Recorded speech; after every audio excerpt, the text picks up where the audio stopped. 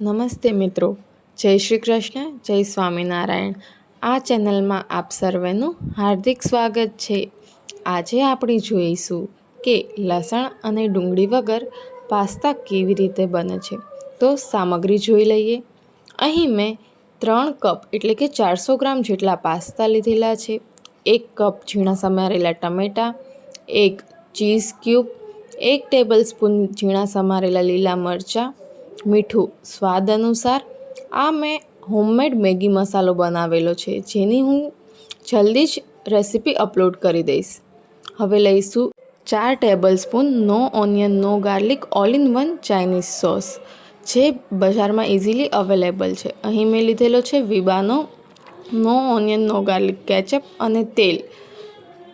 આ એ all in one sauce છે જે નો ઓનિયન નો ગાર્લિક મળે છે। હવે આપણે ગેસની ફ્લેમ ઓન કરીશું અને પાણી બોઇલ કરવા મૂકીશું। પાણી ગરમ થાય એટલે આપણે તેમાં 1 ચમચી મીઠું એડ કરીશું। મિત્રો, મેં અહીંયા 1 મોટી ચમચી મીઠું એડ કરેલું છે। મીઠું એડ કર્યા બાદ આપણે હવે આમાં 1 ટેબલસ્પૂન તેલ એડ કરીશું। તેલ એડ કરીને જ્યાં સુધી બોઇલ ના આવે ત્યાં સુધી આપણે તેને ગરમ કરીશું। બોઇલ આવી ગયા બાદ તેમાં આપણે પાસ્તા એડ કરીશું। મિત્રો, પાસ્તા બોઇલ થાય ત્યાં સુધી આપણે ગેસની ફ્લેમ લો ટુ મીડિયમ રાખીશું। આ રીતે બોઇલ થઈ ગયા બાદ આપણે પાસ્તાને એક છારામાં કાઢી લઈશું। મિત્રો, પાસ્તાને છારામાં કાઢ્યા બાદ તરત જ આપણે તેની ઉપર એકદમ ચિલ્ડ વોટર છાંટીશું, જેથી કરીને તેની કુકિંગ પ્રોસેસ બંધ થઈ જાય। મિત્રો, ઠંડુ પાણી ઉમેરવાથી તે આગળ કૂક થતા નથી અને તે સોગી થઈ જતા નથી। હવે આપણે એક પેનમાં 2 ચમચી તેલ ઉમેરીશું। તેમાં ઝીણા સમારેલા મરચાં એડ કરીશું, ઝીણા સમારેલા ટમાટર એડ કરીશું અને તેને ચડવા દઈશું એકદમ ગળી જાય ત્યાં સુધી। અને થોડી વારે તેને ચલાવતા રહીશું। મિત્રો, થોડી વાર થાય એટલે આપણે તેમાં ટમેટાં અને મરચાંમાં એડ થાય એટલું જ મીઠું ઉમેરીશું।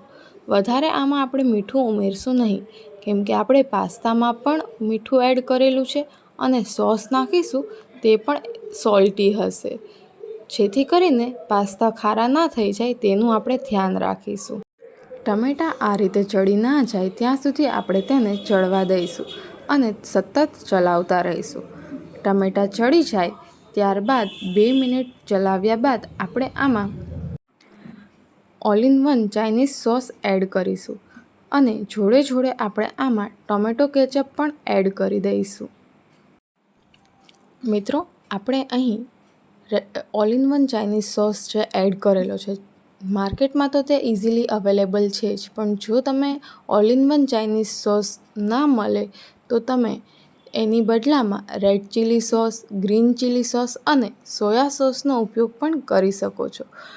તેમાં આપણે રેડ ચીલી સોસ અને ગ્રીન ચીલી સોસનું પ્રમાણ સરખું રાખીશું અને સોયા સોસનું પ્રમાણ ઓછું રાખીશું। હવે આપણે આ રીતે મિક્સ કરીને તેમાં મેગી મસાલો એડ કરીશું। મિત્રો, આ મેગી મસાલો મેં ઘરે જ બનાવેલો છે, તેની રેસીપી હું તમને જલ્દી જ અપલોડ કરી આપીશ।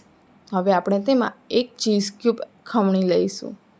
મિત્રો, ચીઝ ખમણ્યા બાદ આપણે તેને સરખી રીતે મિક્સ કરીશું, જેથી કરીને બધું જ ચીઝ મેલ્ટ થઈ જાય। આ રીતે ચીઝ મેલ્ટ થઈ ગયા બાદ આપણે તેમાં 1 ટેબલસ્પૂન ફ્રેશ ક્રીમ અથવા તો ઘરની બનેલી મલાઈ પણ એડ કરી શકીએ છીએ। તે એડ કર્યા બાદ આપણે તેને સરખી રીતે મિક્સ કરી દઈશું। મિત્રો, ફ્રેશ ક્રીમ એડ કરવાથી પાસ્તા વધુ ટેસ્ટી બને છે, જોડે પાસ્તા ક્રીમી પણ બને છે। ત્યારબાદ આપણે તેમાં બોઇલ કરેલા પાસ્તા એડ કરી દઈશું અને સરખી રીતે મિક્સ કરીશું। મિત્રો, આ પાસ્તા બાળકો આરામથી ખાઈ શકે છે, કારણ કે આમાં કોઈ પણ વધારે તીખાશ એડ કરેલી નથી। જો તમારે થોડા વધારે સ્પાઇસી પાસ્તા ટેસ્ટ કરવા હોય તો તમે આમાં લાલ મરચું પાવડર પણ એડ કરી શકો છો અથવા રેડ ચીલી સોસ એડ કરી શકો છો, જેથી કરીને પાસ્તા વધારે સ્પાઇસી થઈ જશે। તો મિત્રો, આપણા પાસ્તા રેડી છે। આભાર। જય શ્રી કૃષ્ણ. જય સ્વામિનારાયણ.